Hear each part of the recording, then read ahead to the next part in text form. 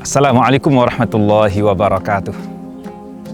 Alhamdulillahi rabbil alamin.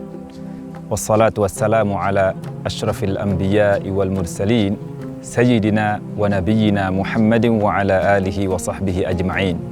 Wa ba'd. Bulan Ramadan identik dengan bulan Al-Quran. Bulan di mana Allah Subhanahu wa Ta'ala untuk pertama kalinya menurunkan Al-Quran pada malam yang penuh keberkahan. Inna anzalnahu fi lailatin mubarakah. Sesungguhnya kami telah menurunkan Al-Quran pada malam yang penuh berkah, yaitu Lailatul Qadar. Sebagaimana Allah Subhanahu wa Ta'ala tegaskan, Inna anzalnahu fi lailatul qadar. Sesungguhnya kami telah menurunkannya pada Lailatul Qadar. Menjadi kebiasaan Rasulullah sallallahu alaihi wasallam, demikian juga para sahabat radhiyallahu anhum dan generasi salaf pendahulu kita semuanya mengkhususkan bulan Ramadan untuk lebih banyak berinteraksi bersama Al-Quran, mempelajari Al-Quran, tadarus Al-Quran, membaca Al-Quran, berdakwah, menyampaikan nilai-nilai Al-Quran di bulan Ramadan. Maka menjadi kebiasaan pula di tengah-tengah kita, di masyarakat kita, biasa membaca Al-Quran lebih banyak, lebih intens di bulan Ramadan. Dan tentu pahala yang kita dapat sangat banyak, karena hitungan pahalanya adalah per huruf.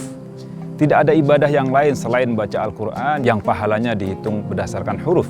Nabi SAW pernah mengatakan, barang siapa membaca satu huruf dari Al-Quran, maka dengannya dia mendapatkan satu ganjaran pahala kebaikan. Dan setiap satu ganjaran kebaikan dilipat gandakan 10 kali lipat.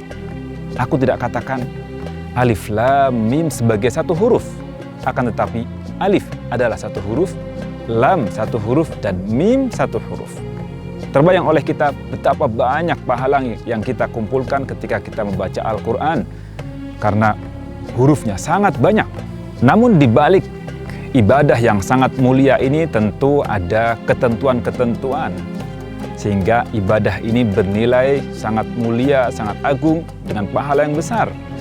Jadi tidak serta-merta orang membaca begitu saja terus kemudian akan mendapatkan ganjaran yang begitu berlipat. Ada ketentuan, baik ketentuan dalam bahasa Arab yang merupakan bahasa yang digunakan oleh Al-Quran, atau juga ketentuan yang lebih khusus, lebih spesifik dalam hal membaca Al-Quran yang biasa disebut dengan tajwid.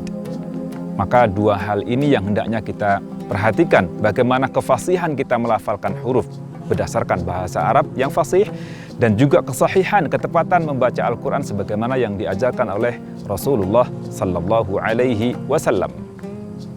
Sehingga derajat orang yang membaca Al-Quran, mahir bersama Al-Quran, memahami Al-Quran, mengamalkan Al-Quran, memiliki kedudukan setara dengan para malaikat. Al-mahiru bil Quran ma'as safaratil kiramil bararah.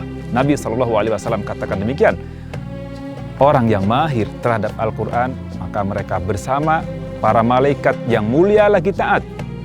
Walladzi yaqra'ul Qur'an wa yatata'ta'u fihi wa huwa 'alaihi syaqqun lahu ajran.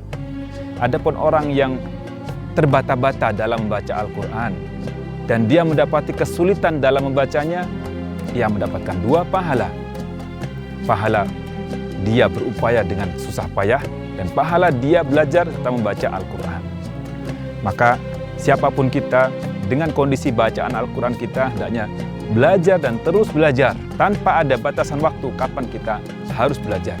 Selama hidup kita, selagi Allah Subhanahu wa Ta'ala berikan hidup pada kita, maka hendaknya kita terus belajar, memperbaiki bacaan Al-Quran, menghafal Al-Quran, dan meningkatkan kualitas bacaan kita. Jadi tidak cukup di bulan Ramadan kita berlomba-lomba memperbanyak bacaan Al-Quran tanpa memperhatikan hukum-hukumnya. Kita harus barengin dengan kualitas. Betapa banyak orang beribadah, tapi ternyata ibadahnya tidak bernilai apa-apa. Kenapa? Karena ada ketentuan-ketentuan, ada syarat-syarat, ada rukun-rukun yang tidak terpenuhi. Demikian juga dalam baca Al-Quran. Maka hendaknya kita terus belajar. Setidaknya kita minta guru yang profesional mengecek bagaimana kondisi bacaan Al-Quran kita. Apakah kita layak untuk membaca Al-Quran 1 juz per hari atau lebih dari 1 juz per hari? Ini semuanya berbanding dengan kualitas bacaan Al-Quran kita. Kualitas bacaan Al-Quran kita yang baik tentu jika dibarengi dengan kualitas yang banyak sangat bagus. Namun jika tidak memiliki kualitas yang baik, tapi ternyata dipacu hingga mendapatkan kuantitas yang banyak, tidak baik ini. Maka hendaknya kita terus belajar agar kita mendapatkan kebaikan. Khairukum man ta'allamal Qur'ana wa 'allamah. Orang terbaik di antara kalian adalah yang belajar Al-Qur'an dan mengajarkannya. Kebaikan yang diperoleh oleh orang-orang istimewa di hadapan Allah Subhanahu wa taala ini akan terus mengalir sekiranya proses belajar dan mengajar terus berkelanjutan. Sehingga yang belajar tidak berhenti di belajar saja, harusnya mengajar, menyampaikan apa yang didapat dari guru-gurunya. Demikian juga proses belajar kita sebagai guru pun juga tidak boleh berhenti.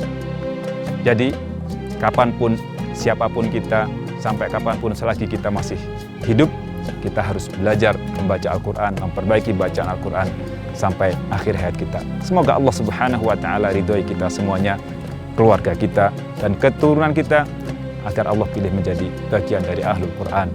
Selamat mereguk lezatnya Ramadan bersama Al-Quran. Wa sallallahu wa sallama wa baraka ala sayyidina wa nabiyyina Muhammadin wa ala alihi wa sahbihi ajma'in. Walhamdulillahi rabbil alamin. Wassalamualaikum warahmatullahi wabarakatuh.